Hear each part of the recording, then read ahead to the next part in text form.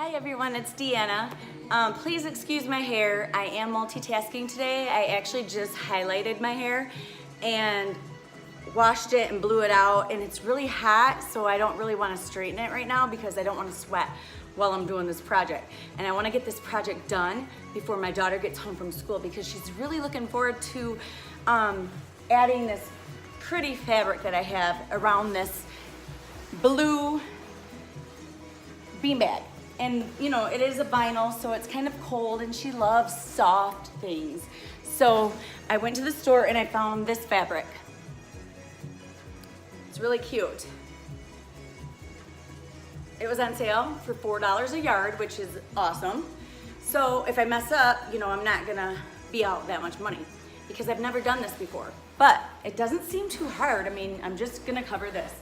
So what I did was, this top circle here, I measured from seam to seam on this panel because there's 4 panels that go around this beanbag. And then I measured in the middle, the width of this panel. And then at the bottom, there's actually another circle, which is bigger, and this has the zipper, which I'm actually gonna do a Velcro closure just because that's all I have. So I went ahead and made those measurements on my pink fabric because I'm gonna alternate between the pink fabric and this pretty fabric because I wanted to actually make another little project out of the remaining of that. So I didn't want to use it all. Anyways, so what I did was I went ahead and measured and I cut this old throw. And then I put it on the panel that I measured, and it fit pretty good. It's kind of hard to do it here and for you to see maybe, but I did give a 1/2 inch all the way around for the seam allowance, okay? So I did that, and then I used this as the pattern. I folded it in half, just like that, and then I laid it on this fabric, and I cut another piece. So I did that 3 times so far, so I need 1 more piece, and then I'm gonna go ahead and take it to the sewing machine and sew it, and I'll show you how I do that in a moment. Here I am using the fabric as a guide or like a pattern. I just go ahead and cut right around it. Then I'm going to unfold it, put it pretty side to pretty side, and pin right along the edge of where I'm going to sew.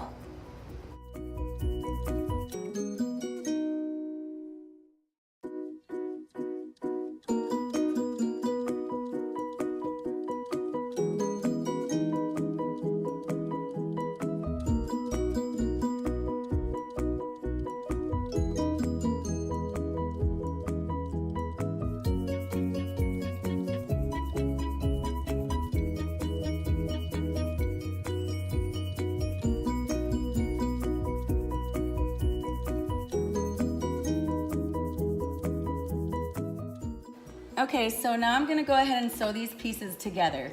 I'm going to use my presser foot as a guide since I'm doing about a 1/2 inch. You can do give or take with this because, you know, once again, that beanbag is kind of, it's not as full as I would like it to be. So if this is a little more snug around it, it's okay.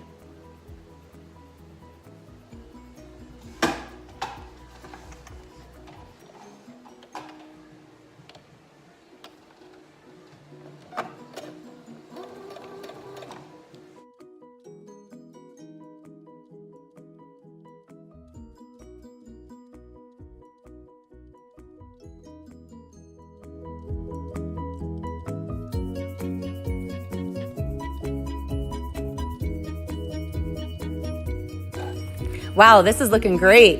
However, it's a little bit big. So I'm gonna flip it back inside out and sew along the seam that I just made. I'm probably gonna sew it in a little bit, maybe about a 1/2 inch, just to make it a little more snug.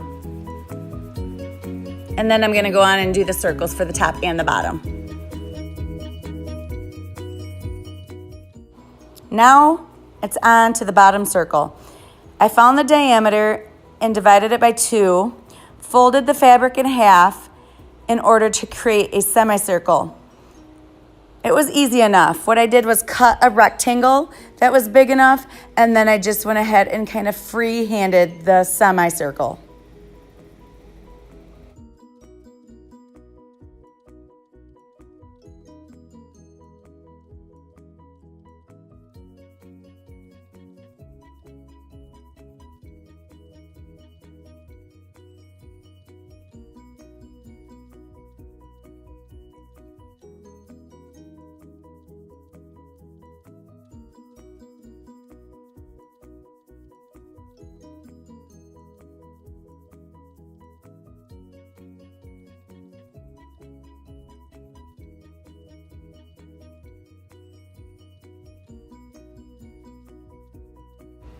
Okay, here's the rectangle.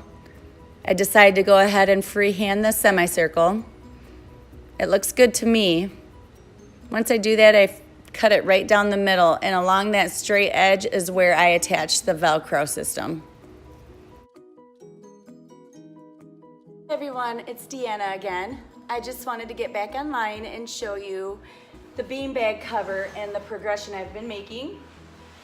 Yesterday you seen that I cut out the circle pattern. I just kind of winged it.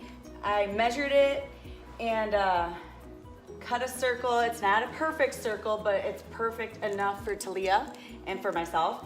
And then I just went around and sewed it with the machine, and there is a Velcro closure here, which is nice and easy to open, and it'll keep this beanbag inside.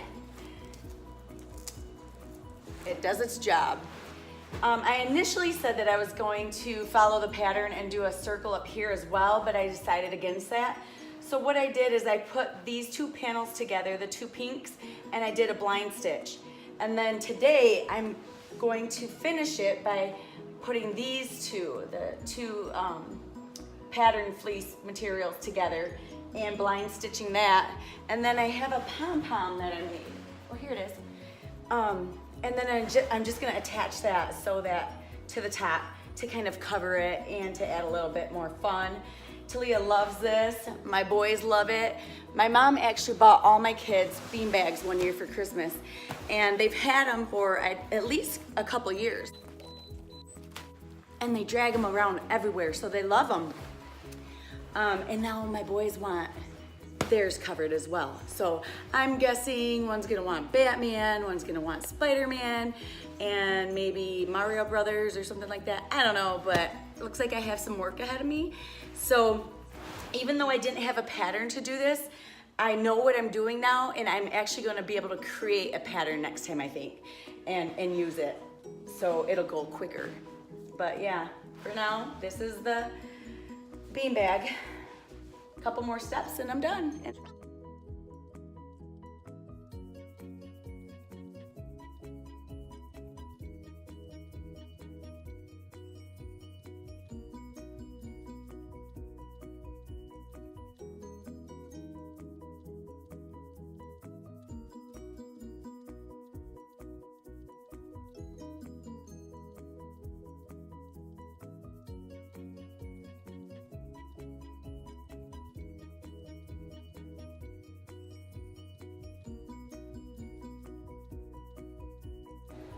Okay, this is the last step. I'm using a big curved needle and doubling up on my thread for added strength to attach the pom-pom to the beanbag. When I sewed the pink fabric together and the printed fabric together, I created a little gap, and I want to close that just to give it added strength. So I'm going to pop that needle right up through the middle of the pink and up through the middle of the printed, and then attach the pom-pom at the top.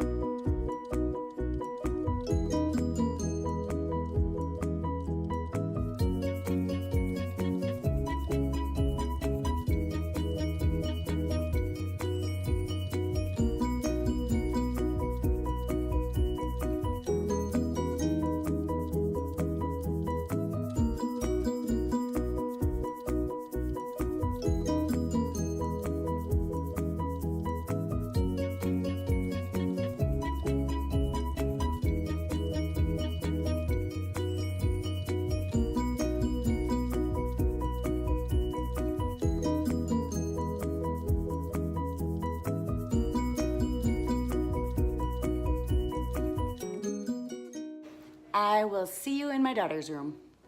Okay, I'm in my daughter's room and I've added the beanbag to her reading nook.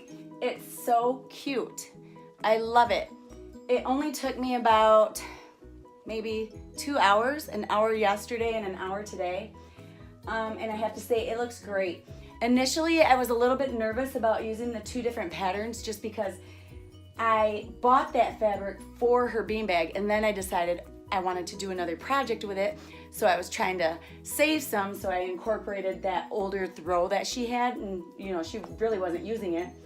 And I'm glad I did. It turned out amazing. It just has more pop, you know what I mean? It's cool. So yeah, it worked out really well. She's gonna love it. I have a feeling my boys are gonna want theirs made over. Like I said before, I'm going to be probably making 4 more of these.